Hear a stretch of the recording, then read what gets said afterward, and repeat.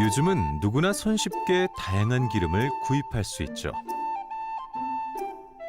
하지만 과거에는 기름이 매우 귀했습니다.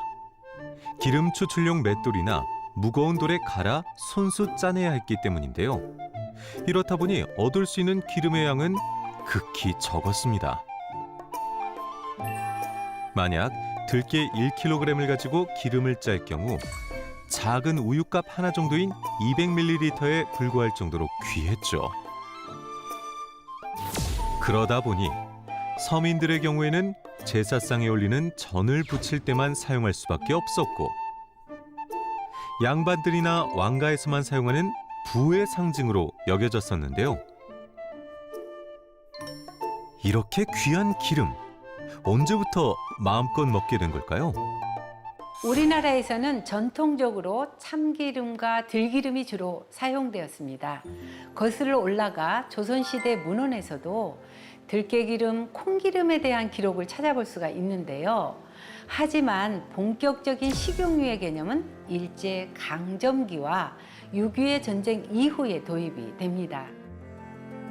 전쟁 후 미군의 구호물품을 통해 대두유, 면실류 등이 유입되었고 1970년대에 이르러서야 대형 제유 공장들이 들어서면서 대량 생산이 가능해졌던 겁니다. 우리가 즐겨 먹는 치킨도 기름이 대중화되던 1970년대 말에서 80년대 초 사이에 등장했습니다. 기름의 대중화로 명절 때 주고받던 선물도 달라졌습니다. 1960년대까지만 해도 설탕과 곡물 중심이었다면 70년대 들어서는 식용유 선물 세트가 등장하게 됩니다. 이제는 요리를 할 때 다양한 기름을 사용하고 있죠. 그중 요즘 MZ세대는 물론 중노년층에게도 각광받고 있는 기름이 있다는데요. 그 기름에 대한 기록이 남아 있습니다. 그리스 크노소스 궁전에 그려져 있는 벽화 속 2개의 항아리 보이시나요? 하나는 와인, 그리고 다른 하나는 바로 요즘 인기몰이 중인 올리브유로 추정됩니다. 고대에서 올리브 오일은 단순히 음식 재료가 아닌 신의 선물이라고 불리며 기름 중에서도 가장 귀한 기름으로 여겨졌습니다. 과거엔 올리브가 생명을 상징해 올리브 나무를 신성하게 여겨 종교의식에 올리브유가 사용되기도 했고, 올림픽 경기 우승자에게 올리브 관을 씌워주며 승리를 축하하는 전통도 있었습니다. 또 당대 최고의 미녀로 알려진 클레오파트라도 올리브유와 계피, 몰약을 섞어 향수로 사용하기도 했습니다.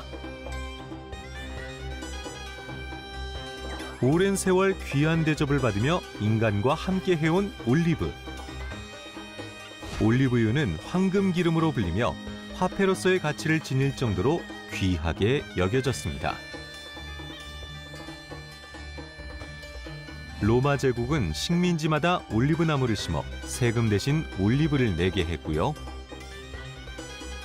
그리스의 철학자 탈레스는 올리브 압착기를 비싼 값에 대여해 막대한 부를 축적하기도 했습니다.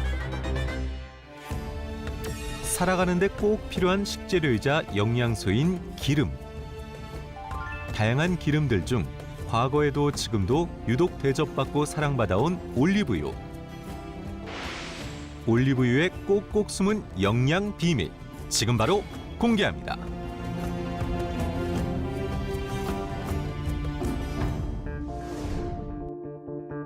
역사 속에서 음식의 문화와 가치를 발전시킨 기름. 하지만 어떤 기름을 먹느냐에 따라 건강을 살릴 수도 해칠 수도 있습니다. 우리가 자주 먹는 치킨, 피자 등 패스트푸드에는 일명 나쁜 지방이라 불리는 포화지방과 트랜스 지방이 많은데요. 이런 지방들은 건강에도 악영향을 줄 수 있는데요. 쉽게 쌓이지만 쉽게 배출되지 않는 나쁜 지방.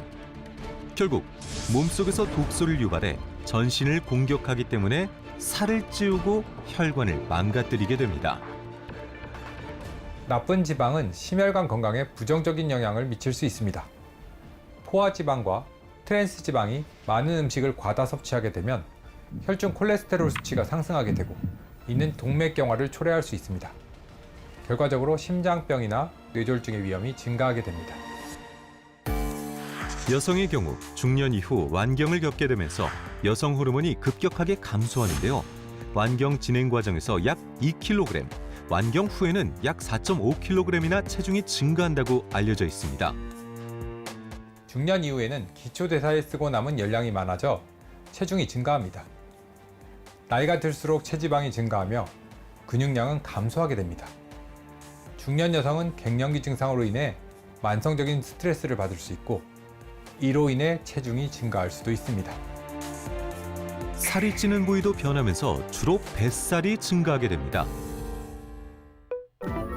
실제로 나이가 들수록 복부 비만율이 증가하는 것을 확인할 수 있는데요. 이는 단순히 외모만의 문제가 아닌 건강에도 심각한 문제를 가져올 수 있습니다. 나쁜 지방을 섭취할수록 복부 비만이 심해질수록 당뇨, 고혈압, 고지혈증은 물론 암과 같은 치명적인 질병 위험도 높아질 수 있습니다. 하루하루가 살과의 전쟁이라는 한 여인. 살은 좀처럼 빠질 기미를 보이지 않지만 절망하고 있을 수는 없기에 오늘도 부지런히 몸을 움직여봅니다. 이 뱃살 보세요. 가만히 있을 수가 없잖아요. 그래서 운동을 해도 나오는데 안 할 수가 없어요. 다이어트를 위해 의지를 불태워보는 지훈 씨. 하지만 몸이 말을 듣지 않습니다. 잠깐의 산책에도 불구하고 어김없이 찾아오는 무릎 통증. 아이고 이렇게 살이 찌니까 무릎이 아프고 이게 부하가 가는 것 같아요. 그래서 걷는 것도 더 힘들어지는 것 같아요. 나빠져만 가는 건강 때문에 몸도 마음도 무거워집니다. 도대체 원인이 뭘까요?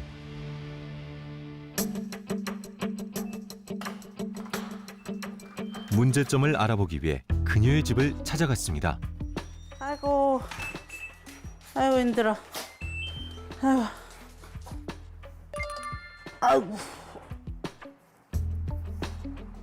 아우 뱃살 때문에 양발 벗기도 힘들어. 사소한 일조차도 편히 하지 못하니 너무 힘드시겠어요. 아이고. 양말 하나 벗었을 뿐인데 지쳐버린 지훈 씨. 오늘은 과연 운동의 효과가 있을지 기대 반 설렘 반으로 체중계에 올라봅니다. 변화가 좀 있나요? 아까 운동하러 가기 전에도 67이었거든요. 갔다 와서도 67. 내가 뭐하고 온 건지 모르겠는데요. 하나하나 똑같은데요. 살을 빼기 위해 운동부터 식습관 조절, 심지어 약 복용까지 안 해본 게 없다는데요. 하지만 현재 그녀의 허리둘레는 매우 심각한 상황. 뱃살이 제일 고민이에요. 옷이 티도 안 나고 뭘 입어도 여름이니까 막 가려지는 것도 좀 힘들고 또 겹쳐 입자니 덥고 친구들 만나고 막 이러면 맨 뱃살 얘기만 하고 스트레스 받아요.